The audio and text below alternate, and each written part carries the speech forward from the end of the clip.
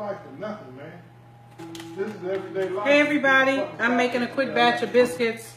I'm almost done. I mean, it's not going to take very long at all. This is from Minimalist Baker. She has some great recipes, you guys, so I highly recommend you check her out. This is some almond flour I've had for a while. I'm just going to taste it, make sure it's still good. But I've been keeping it in the refrigerator. MJ, can you hand me that other container of almond flour on the top shelf? Top shelf of the fridge. It's a small plastic container. This is the baking flour that I'm using. I just want to taste it to compare. It's on the top shelf and second shelf right there, right there. And there's a biscuit recipe on the back of here, but it has eggs in it, so I'm just using hers. And you know, every now and then I think it's good to take a break from the wheat. Yeah, you can just set it right there. I don't have a free hand.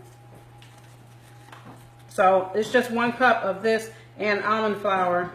Don't ask me the science behind it. I don't know what the almond flour does, but I have made this once before and it was really good.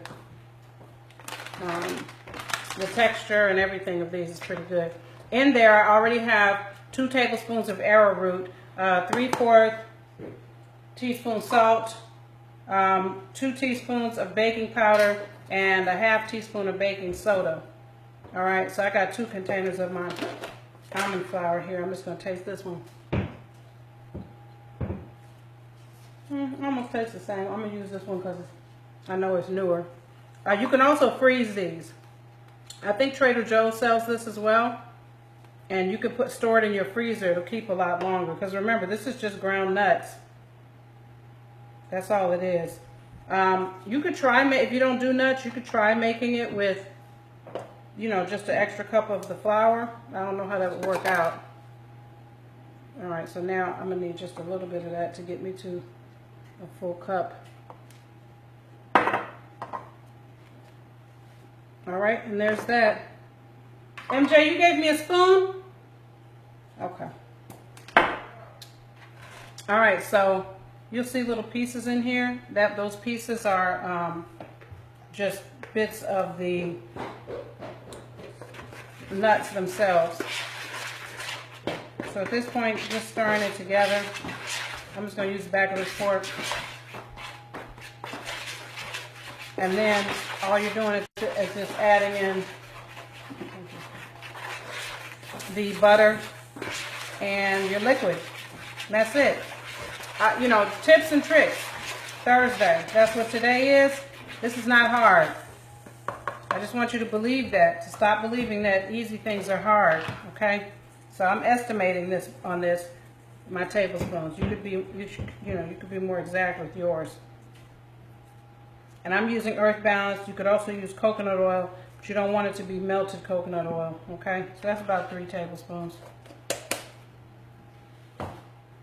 And that's it. So then, to get this properly combined, you can use a food processor, honestly, but I typically go in with my hands. I break it up a little bit, and then I go in with my hands. And what you want is for it to get crumbly. Get a little crumble action going on there.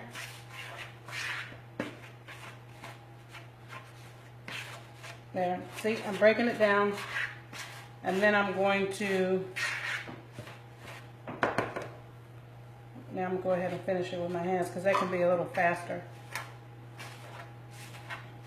All right, and you want it to be no more large pieces, very crumbly, and you also want to make sure that, you know, all of your mixture is incorporated, because you can have patches in there that will be dry, you know, and not have any moisture in there from that yummy Earth Balance. So if you got your stuff together, you know, and it's organized, you should be done with this part in 10 minutes. And then you don't have to bake them all at once. Like some of these, I probably will freeze them unbaked because we don't need this many today. So you could take them and put them on a baking sheet in your freezer until they're frozen, an hour or 2, and then transfer them all to a Ziploc bag together. And then when you want a biscuit, you got your own. So for those of you who are cooking for one, that doesn't mean you can't make certain things, you guys. You just got to put a little bit of thought into how can I still enjoy this and save some for later. Because if you bake them and then try to store them, they're just not as good. Okay, much better to bake them from the freezer. So this is almost done. Almost done. Look at that. We got a couple big chunks left, but not a lot.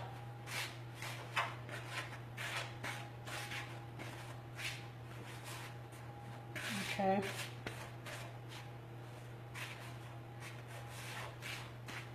And there we go.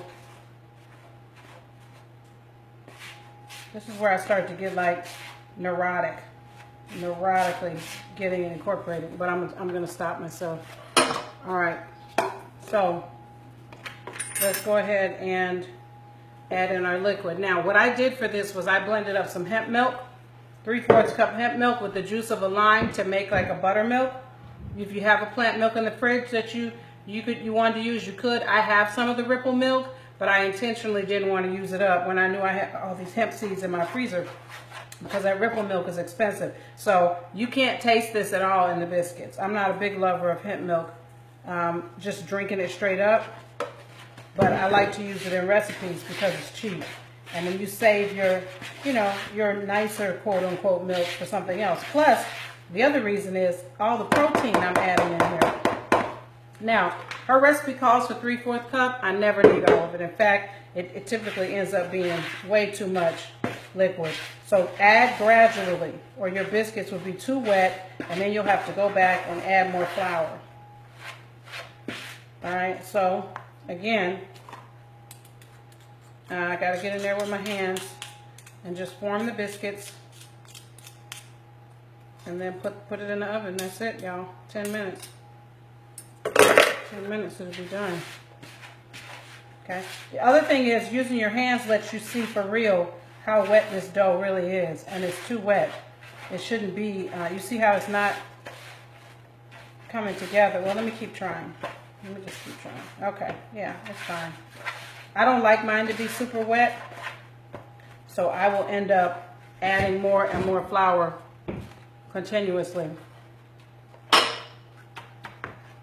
All right, and I didn't bring my cutter over here. What is the curse of me never having everything?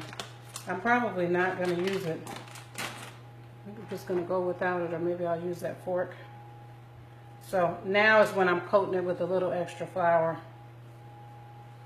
So you got a nice round biscuit shape there. Okay, and from here, I want mine to be more square biscuits. See if I can get real creative, because a lot of people wouldn't have the fancy cutter anyway. And at this point, y'all, it really doesn't matter. So you could just do just like this. And then I want to make, okay, there's 1, 2. I like these gluten-free ones to be square, so there we go. This is a big one. Matter of fact, I'm going to take this one and cut this in half. And this is all I'm going to bake. I'm going to take the rest of these and freeze them for another day. Well, let me think. Husband is here. He's greedy. I better do one more. Yep. There we go. Or, you know what, Cara? You're just going to bake the whole thing, because I have leftover soup, and the kids will eat these, can eat these with that for dinner. So I'm going to go ahead and just cook all of them. And there you see, it doesn't even have to be super fancy. They don't have to be exact.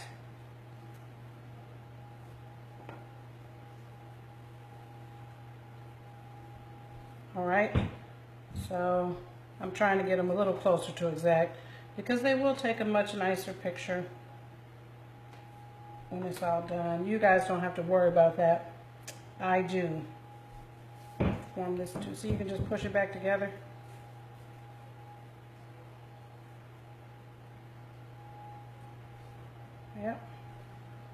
There we go, and then we just have this one.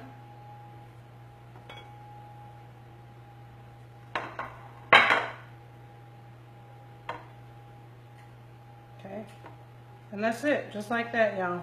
Now at this point, you could spread some melted butter on top. This is what I'm about to do though. Look at that, boom, done. This goes in the oven for 10 minutes or so at 400, and then you crank it up to 450 and cook it another 5 minutes or so it can get nice and brown on the top. These are really yummy, you guys. You could add a little coconut sugar in here too if you wanted a sweeter biscuit. I really wanted savory today, so that's what I did. All right, y'all enjoy. Comment below. Let me know what you're doing today, what you're eating today, etc., etc. And I will talk to you guys later. Bye.